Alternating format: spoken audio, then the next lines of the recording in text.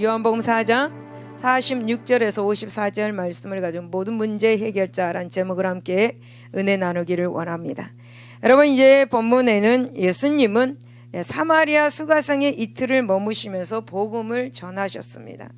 그리고 이제 원래의 계획대로 다시 고향 갈릴리로 향해서 발걸음을 옮기셨습니다. 그러나 여러분, 전통적으로 유대 사회에서는 선지자가 자기 고향에서 환영을 받지 못했습니다. 그럼에도 불구하고 예수님은 유대인들로부터 배척받던 그 사마리아 지역까지 복음을 들고 들어가서 주님께서 당신의 고향으로 들어가셨습니다. 그리하여서 여러분, 주님은 이제 앞으로는 고향 사람들이 이제 당신을 배척하겠지만은 아직은 고향에서 배척받을 때가 되지 않았음을 아시고 다시 고향 갈릴리를 찾아가셨던 것이죠. 여러분, 예수님은 갈릴리 가나에 도착하셨지만 하나의 사건에 부딪히게 됩니다. 갈릴리 가나에 도착하신 예수님은 헤롯 안디바 왕의 신하의 방문을 받으셨습니다. 그리고 이 신하로부터 자신의 아들이 병들어 죽게 되었으니까 오셔서 그 질병을 고쳐달라는 간청을 받았습니다. 여러분, 지금 본문은 왕의 신하의 간청을 받으신 예수님께서는 병들어 죽게 된 이 아이의 질병을 말씀만으로 고치신 놀라운 이적을 보여주고 있습니다. 그렇다면 여러분, 이제 본문을 통해서 하나님께서 우리에게 주시는 그 말씀, 은혜의 말씀이 무엇인지 한번 알아보도록 하겠습니다. 46절과 47절을 보면 예수님께서 다시 갈릴리 가나에 이르시니 전에 물로 포도주를 만드신 곳이라 왕의 신하가 있어 그의 아들이 가버나움에 병들었더니 그가 예수께서 유대로부터 갈릴리로 오셨다라는 것을 듣고 가서 청하되 내려오셔서 내 아들의 병을 고쳐주소서 하니 그가 거의 죽게 되었음이라 라고 말씀합니다. 우리는 이 말씀을 통해서 인간의 절망은 하나님을 찾는 결정적인 계기가 될 수 있음을 알 수가 있습니다. 여러분, 이 말씀은 예수님께서 전에 물로 포도주를 만드셨던 갈릴리 가나에 이렇게 도착을 하셨습니다. 그런데 그때에 가버나움에서 중병에 걸린 고통당하는 아들을 둔 왕의 신하가 찾아와서 도움을 청한 그런 사실의 말씀입니다. 여러분, 이 사람의 이름이 무엇이고 그의 정확한 지위가 무엇인지는 알 수는 없습니다. 하지만 여러분, 이 사람은 갈릴리 베레아 지역의 왕이었던 헤롯 안디바의 고위 관리였던 것이 분명합니다. 여러분, 고위 관리인 그는 부와 권력이 있는 사람이었습니다. 그러므로 여러분, 아들을 치료하고자 최고의 의사를 다 찾아다니면서 이렇게 치료했을 것입니다. 그러나 아무 소용이 없었기 때문에 마지막으로 이제 예수님께 소망을 두고 예수님께 찾아온 것입니다. 이 사람이 할 수 있는 모든 일을 다 했을 것입니다. 부도 있고 명예도 있었기 때문이죠. 하지만 여러분, 전혀 나을 기미가 보이지 않고 더 악화되는 그런 상태였습니다. 그래서 이 사람은 다른 선택의 여지가 없었죠. 여러분, 생각해 보십시오. 이 사람은 갈릴리 왕인 헤롯의 고위 관리인입니다. 이런 권력을 가진 사람이 목수의 출신이 예수님을 찾아가서 도움을 청하였다면 사람들이 보고 손가락질을 할 것이고 비웃을 수도 있었습니다. 하지만 여러분, 이 사람은 그 부귀, 명예, 권력으로 어떤 체면을 생각하지 않았습니다. 이 사람의 절박한 처지는 이런 것들을 생각할 만한 여유를 주지 않았던 것이죠. 여러분, 절박한 처지에 놓인 한 여인을 또 우리는 마태복음 15장 26절에서 27절에서 보면 알 수가 있습니다. 26절을 보면 대답하여 이르시되 자녀의 떡을 취하여 개들에게 던짐이 마땅하지 아니하니라. 27절에 보면 여자가 이르되 주여 올소이다마는 개들도 제 주인의 상에서 떨어지는 부스러기를 먹나이다 라고 그렇게 말씀합니다. 여러분, 이 여인은 절박함 앞에서 어떤 다른 것을 생각하지 않았습니다. 누가 손가락질을 할 거야? 누가 흉보겠지? 누가 어쩌고 저쩌고 이런 등등을 생각하지도 않았습니다. 여인은 지금 모든 체면을 내려놓고 예수님께 자기 자녀를 치료해 달라고 간구하고 있는 것입니다. 사랑하는 여러분, 사람들은 어떤 절박한 상황이 되면 하나님을 간절히 찾는 계기가 되는 것을 본문을 통해서 또 이 말씀을 통해서 알 수가 있습니다. 여러분, 본문에서도 그런 상황입니다. 고향에서 배척을 당하는 예수님을 찾아가서 간구한다라는 것은 굉장히 큰 용기가 필요합니다. 여러분, 모든 사람들이 예수님을 손가락질하고 동네에서 빨리 나가주기를 원하는데 누가 예수님께 가서 어떤 것을 요청하겠습니까? 그러나 여러분, 지금 갈릴리 왕인 헤롯의 고위 관리인 이 사람은 모든 것을 누가 뭐라고 할지라도 지금 예수님께 당당히 나가는 모습을 볼 수가 있습니다. 여러분, 어떤 일에 있어서 그 체면이 문제를 해결해 주지는 않습니다. 어떤 사람은 이렇게 말하기도 합니다. 체면이 밥 먹여주느냐라고 그렇게 말하는 사람도 있습니다. 여러분, 혹 그 체면 때문에 삶의 기쁨을 갖지 못하신다면 그 모든 체면을 내려놓으시고 하나님께 나아가시기를 바랍니다. 여러분, 그럴 때 여러분의 삶이 평안한 삶이 될 것입니다. 여러분, 고위 관리인인 이 사람은 모든 체면을 뒤로 하였습니다. 그래서 어떻게 되었습니까? 그의 아들은 살아났습니다. 이 체면을 뒤로 하지 않았다면 그의 아들은 죽었을 것입니다. 여러분, 본문에서 하나님께서 주시는 이 영적인 말씀은 바로 인간의 절망이 하나님을 찾는 결정적인 계기가 된다라는 사실을 알려주고 있는 것이죠. 여러분, 만약에 이 사람에게 아들이 질병이라는 그런 절박한 문제가 없었다면 과연 이 사람이 예수 그리스도, 예수님을 찾아 갔을까요? 만나려 하였을까요? 여러분, 그는 절망을 통해서 예수님을 만나게 된 것입니다. 그러므로 우리 성도들은 인생에 따른 고난과 문제를 긍정적으로 생각하고 이해하고 받아들여야 하는 것입니다. 여러분, 어떤 문제이든지 긍정적으로 생각해야 합니다. 긍정적으로 생각하지 않고 부정적으로 생각한다면 그 생각의 꼬리에 꼬리를 물고 여러분들을 괴롭힐 것입니다. 그러므로 여러분 긍정적으로 모든 문제를 대하시기를 예수 이름으로 축원을 드립니다. 여러분, 야고보서의 야고보 1장 2절에 보면 내 형제들아 너희가 여러 가지 시험을 당하거든 온전히 기쁘게 여기라 라고 말씀합니다.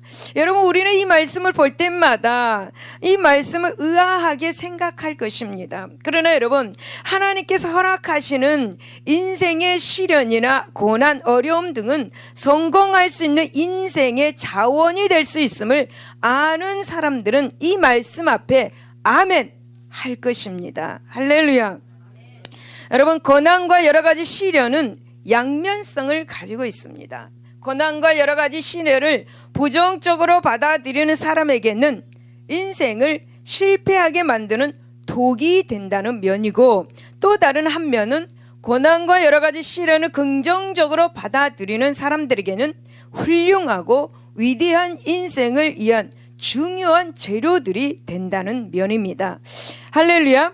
여러분, 성경과 역사 속에서 우리 고난을 넘어서 영광의 세계로 나아가는 수많은 사람들을 만나게 됩니다. 그러나 여러분, 그들에게 크나큰 고난이 없었다면 훌륭한 삶이 가능할 수 있었겠습니까?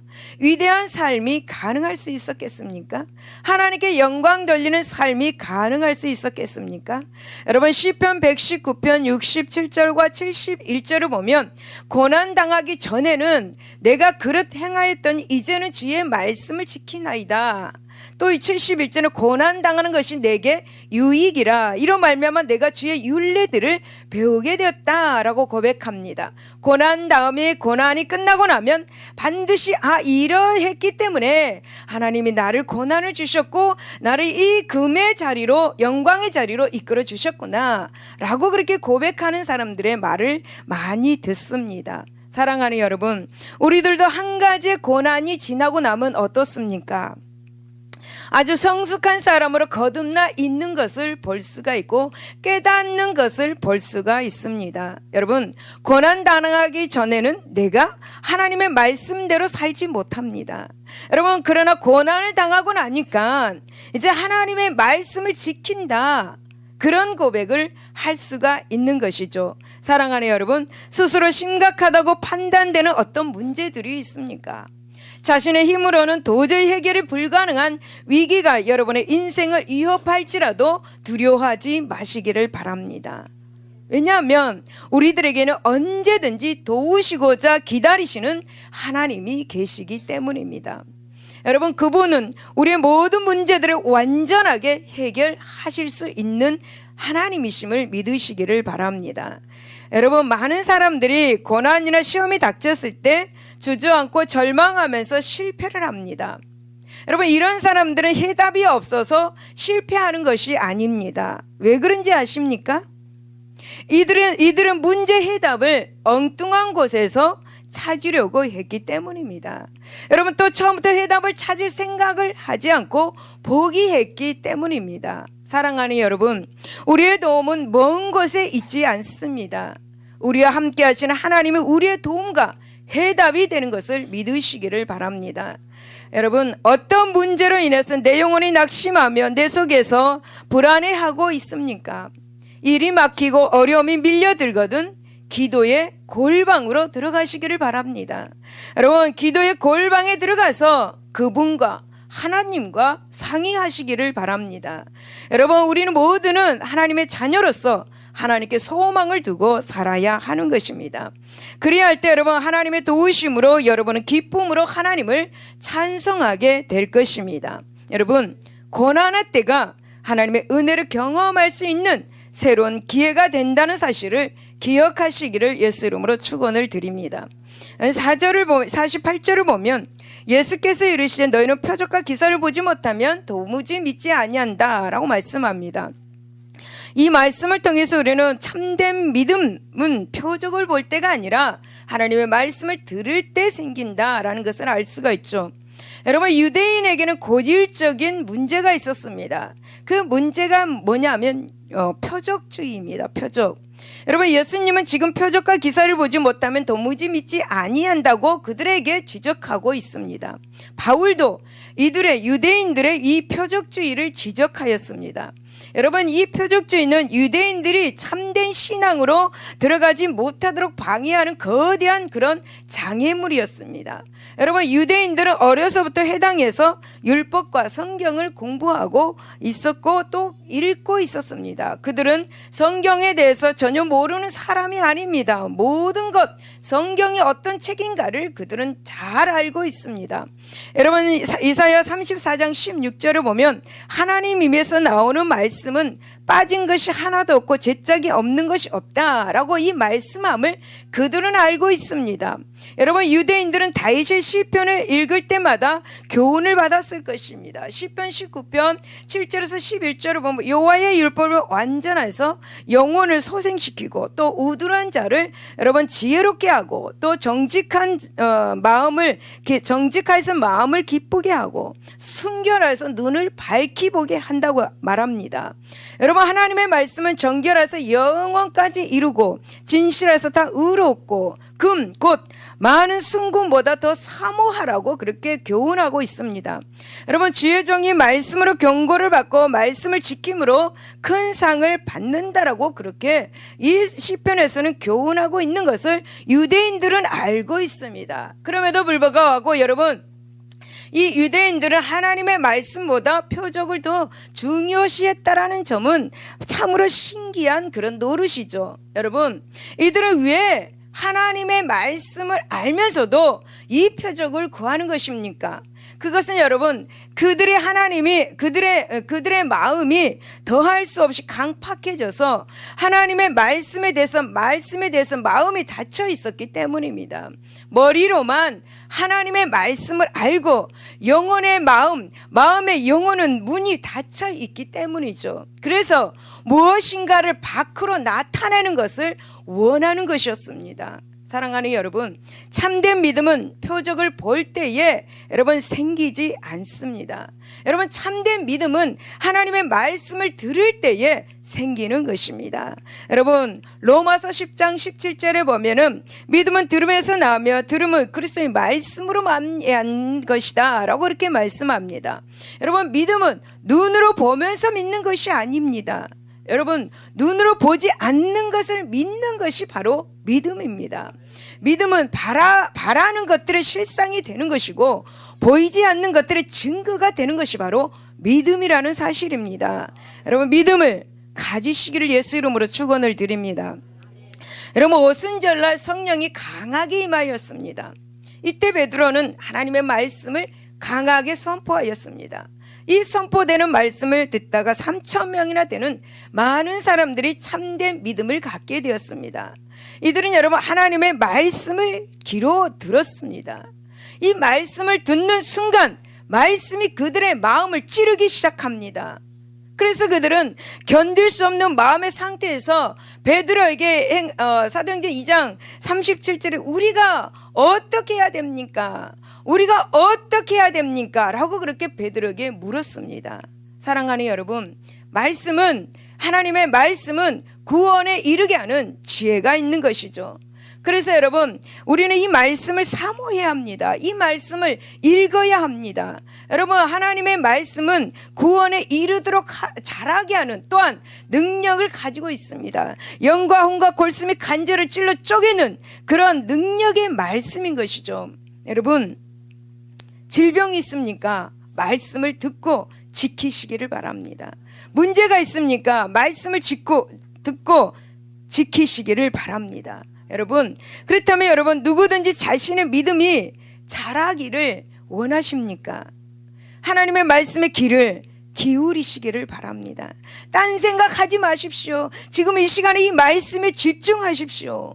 하나님의 말씀만이 우리를 영적으로 성장하게 하는, 즉 우리의 믿음을 자라게 하는 유일한 양식인 것을 믿으시기를 바랍니다.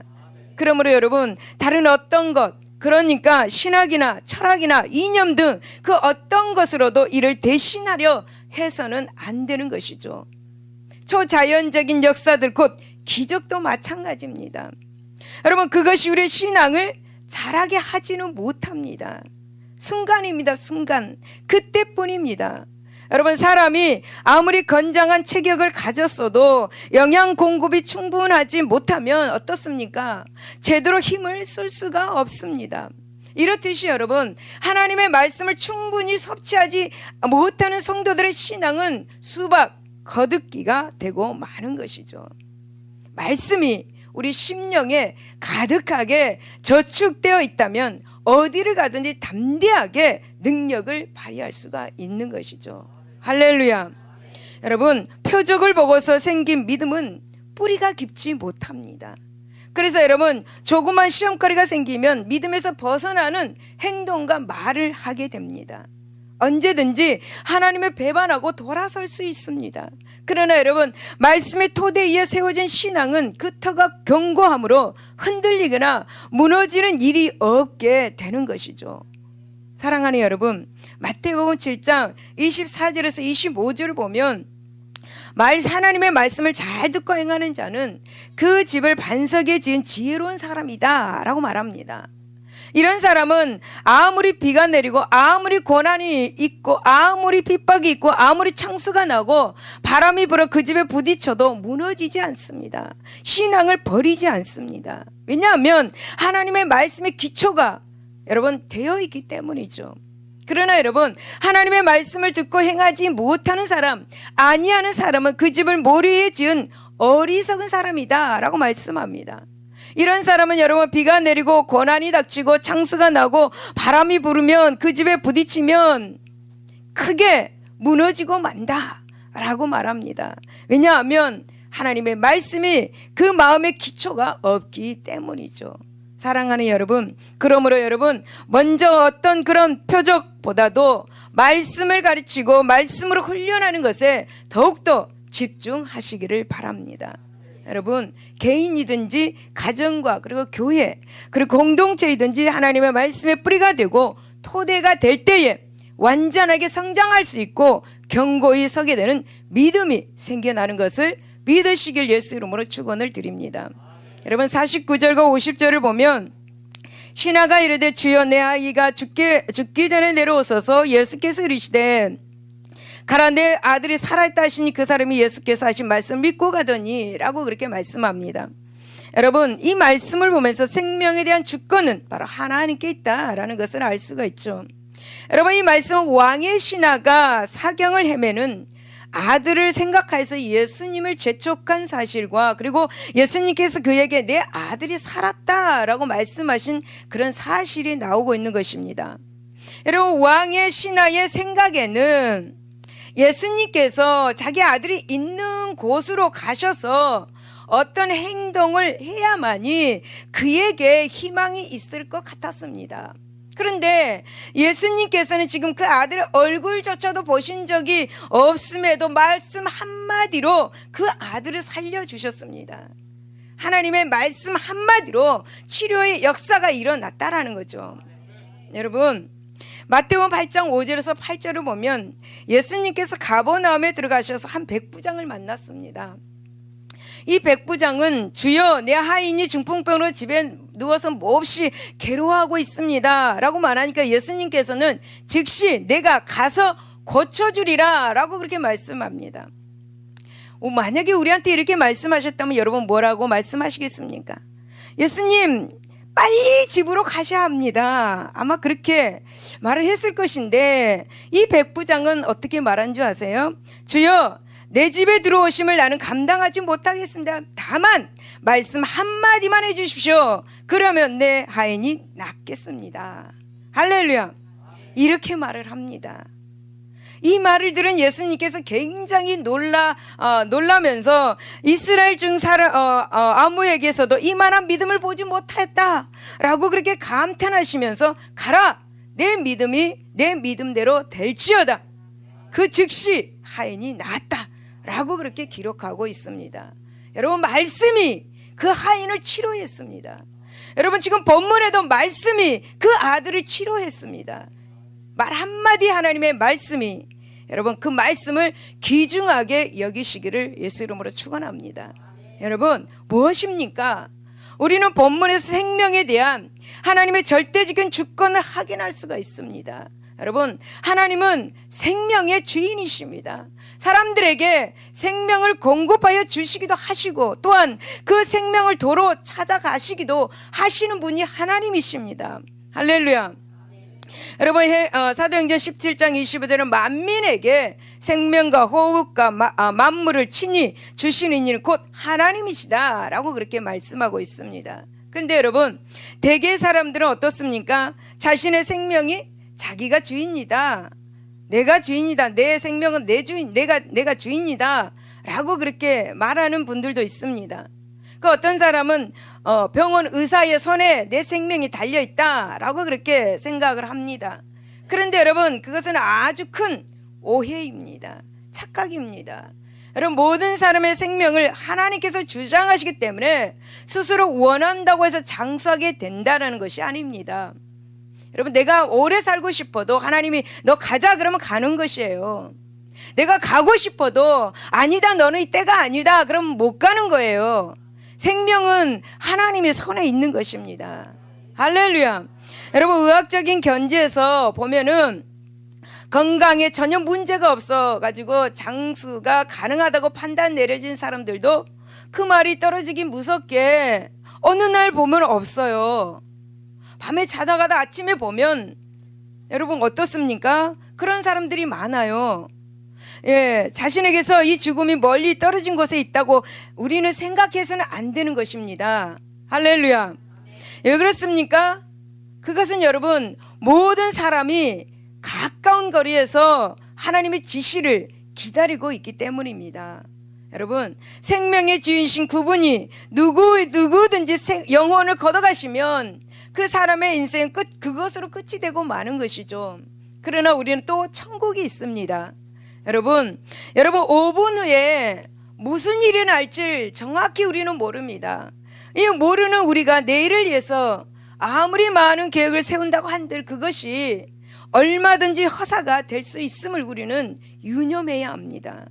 여러분, 야고보서 4장 14절 보면 내일 일을 너희가 알지 못하는데 너희 생명이 무엇이야, 너희는 잠깐 보이다 없어지는 안개다 라고 그렇게 말씀합니다. 그러므로 여러분, 우리는 미래에 대한 장황한 계획들을 세우기보다는 하루하루의 일에 충실하도록 힘써야 하는 것입니다. 물론 여러분, 우리는 미래에 대해서 계획을 세워야 합니다. 여러분, 미래에 대해서 계획을 세워야죠. 그래서 여러분, 무절제한 삶을 피하고 보다 나은 그런 미래를 바라볼 수 있게 해야죠. 그러나 여러분, 그렇다고 지나치게 미래의 계획에 집착해서는 안 된다라는 것입니다. 여러분, 오히려 오늘 하루하루의 삶이 충실을 할 때 더 미래를 열어가는 것입니다. 할렐루야. 사랑하는 여러분, 위대한 하루가 있어야 위대한 인생이 되는 것입니다. 할렐루야. 여러분, 그러므로 우리는 언제든지 우리의 생명이 하나님께 있음을 알고 늘 그분의 뜻을 쫓아서 살면서 하나님께서 오늘 우리에게 주신, 오늘 우리에게 허락하신 이 시간을, 주어진 삶에 충실히 살아가시기를 바랍니다. 할렐루야. 51절과 52절을 보면, 내려가는 길에서 그 종들이 오다가 만나서 아이가 살아있다 하거늘 그 낳기 시작할 때를 물은즉 어제 7시에 열기가 떨어졌나이다 하는지라 라고 말씀합니다. 여러분, 이 말씀을 통해서 우리는 주님의 말씀은 우리의 문제를 책임지신다는 보증서라는 사실을 알게 됩니다. 여러분, 신하가, 왕의 신하가 예수의 말씀을 듣고 돌아가는 길에 자기를 만나려고 올라오는 종들을 통해서 아들이 살아났다라는 사실을, 그 말을 듣습니다. 그리고 그 낳기 시작한 시점이 예수님께서 네 아들이 살았다라고 말씀하신 그때 그 시간이었음을 확인한 것이 나오고 있습니다. 사랑하는 여러분, 실로 예수님의 말씀이 정확하게 이루어지는 것을 볼 수가 있죠. 결코 왕의 신하를 하나님은, 예수님은 실망시키지 않으셨습니다. 여러분, 그에게 있어서 예수님의 말씀은 그의 당면한 문제를 해결하는 보증서임을 우리는 알 수가 있죠. 사랑하는 여러분, 여러분 어떤 문제가 있습니까? 하나님이 여러분을 실망시키지 않으실 것입니다. 할렐루야. 여러분, 우리는 주님의 말씀은 우리가 만나는 일체의 그 문제들을 책임지시겠다는 보증서와도 같습니다. 할렐루야. 따라서 여러분, 성도는 언제든지 이 말씀을 붙잡고 여러분 자신들의 문제에 직면해야 하는 것입니다. 여러분, 예수님이 어떤 분이십니까? 오병이의 기적을 일으키신 분입니다. 여자와 아이를 제외하고도 여러분 5,000명이나 되는 많은 사람들을 배불리 먹게 하고 또 남은 것이 12강주리가 되었습니다. 할렐루야. 할렐루야. 하나님은 이런 분이십니다. 여러분, 예수님께서는 또 회당장이던 야이로의 그 딸이나, 그리고 나인이라는 성에서 살던 이 가업의 아들, 그리고 여러분 베다니의 나사로는 죽은 사람들이었습니다. 그러나 하나님은 그들을 살려주셨습니다. 할렐루야. 여러분, 예수님께서 완전 숨이 끊어진 죽은 이들을 다시 살려주셨습니다. 여러분, 예수님이 말씀하실 때에 소경이 눈을 떠서 보게 되었습니다. 그분이 명령하사 여러분 폭풍과 파도까지도 순종하여서 잔잔하게 되었습니다. 여러분, 문제를 예수 이름으로 명령하시기를 바랍니다. 꿈을 예수 이름으로 명령하시기를 바랍니다. 여러분, 예수님은 못하실 일이 없습니다. 예수님이 곧 전능하신 하나님이시기 때문이죠. 여러분, 왜 예수님이 전능하신지 아십니까? 예수님이니까? 네, 여러분, 요한복음 10장 30절에 보면 나와 아버지는 하나다 라고 그렇게 말씀합니다. 그러니까 예수님과 하나님 아버지는 하나님이기 때문에, 하나이기 때문에 전능하시다는 것입니다. 여러분, 하나님 아버지께서 전능하심으로 하나가 된 예수님이 전능하시는 것이에요. 그렇습니다. 여러분, 주님의 말씀은 공허하고 아무런 능력도 없는 인간의 말과는 전혀 다릅니다. 여러분, 그분의 말씀에는 능력이 있습니다. 그분의 말씀에는 생명력이 있습니다. 여러분, 그분이 말씀하시면 죽었던 자도 살아납니다. 그분이 말씀하시면 죽어가는 자도 살아나게 하십니다. 하나님의 말씀이 생명이라는 것을 요한복음서에서 지금 전체가 증거하고 있는 사실입니다.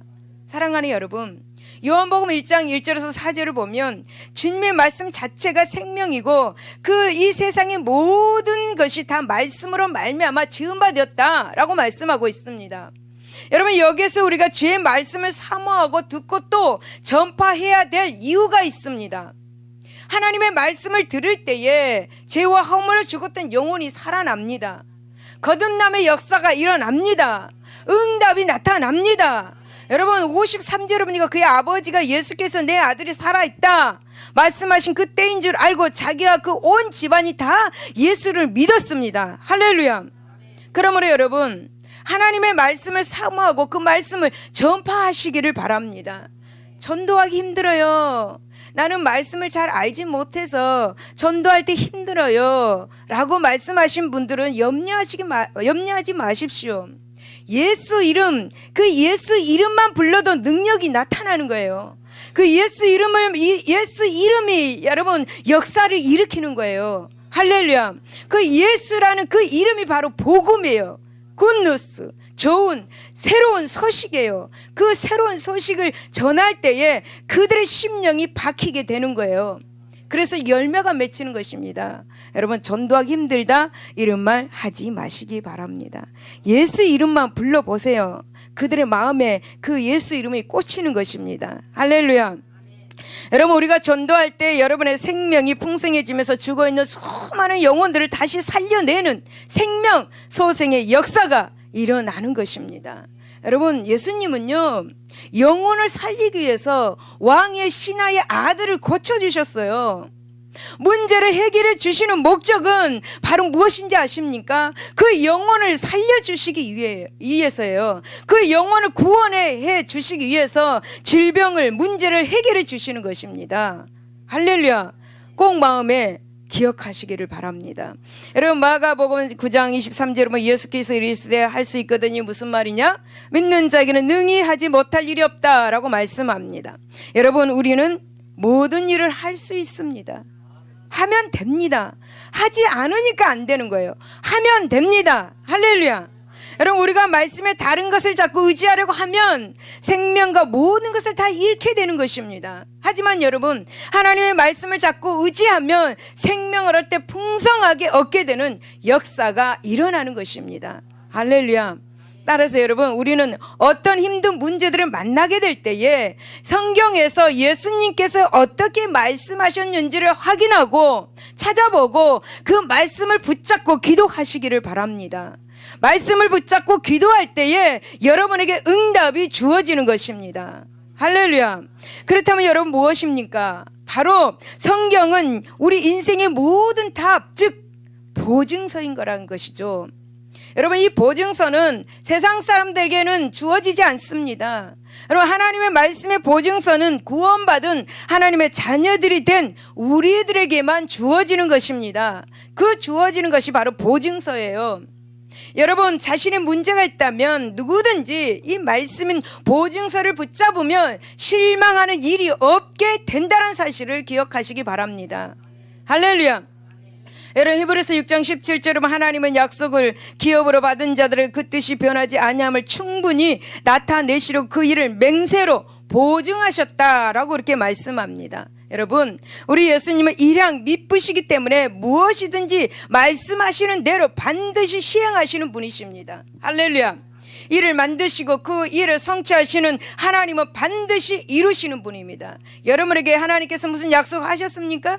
여러분에게 약속하신 말씀을 붙잡았습니까? 반드시 이루어질 줄로 믿습니다. 할렐루야. 여러분 혹 세상에 위협이 있습니까? 여러분 사업에 또 직장에서의 그 위기가 있습니까? 사랑하는 사람과의 불화가 있습니까? 여러분 가난이나 질병이나 그 밖에 다른 어떤 문제들이 있습니까? 사랑하는 여러분 예수님을 믿는다면 염려하지 마시기 바랍니다. 왜 염려하지 말아야 합니까? 그것은 모든 문제 해결자가 오직 예수 그리스도이기 때문입니다. 할렐루야. 결론입니다. 여러분 왕의 신하는 처음에는 주님께서 직접 가버나움으로 내려가서 아들에게 손을 대셔야만 아들의 병을 나을 것으로 생각을 하였습니다. 그러나 여러분 주님께서는 이런 나약한 믿음을 단번에 깨트리셨습니다. 그리고 말씀으로써 왕의 신하의 아들을 깨끗하게 치료하여 주셨습니다. 이런 사실은 곧 인생의 모든 문제는 주님을 믿음으로 많이 해결될 수 있음을 보여줍니다. 여러분 그렇습니다. 우리 주님은 시간과 공간을 초월해서 역사하시는 분이기에 비록 지금 이 순간 우리가 육안으로 주님을 보지 못한다 하더라도 결코 문제 될 것이 없습니다. 믿습니까? 왜냐하면 지금 이 순간도 우리 주님께서는 살아서 역사하시면서 우리 모든 걱정과 우리 모든 근심을 감찰하시고 또 이를 해결해 주시기 위한 만반의 준비를 하고 계시기 때문입니다. 그러기에 문제는 우리가 정녕 주님만이 모든 문제 해결자가 되심을 믿느냐 믿지 않느냐에 달려 있는 것이죠. 여러분, 실로 바로 이 믿음만이 모든 문제의 근원이 되는 것입니다. 그러기에 주님께서도 공생의 당시 모든 사람들이 다양한 문제를 해결해 주시면서 항상 그들의 믿음을 강조하였던 것을 볼 수가 있습니다. 그렇다면 여러분, 지금 여러분은 주님만이 모든 문제 해결의 근원자가 되신다는 사실을 믿고 있습니까? 믿고 있다면 문제는 해결된 것을 믿으시기를 예수 이름으로 축원을 드립니다. 할렐루야. 기도하겠습니다.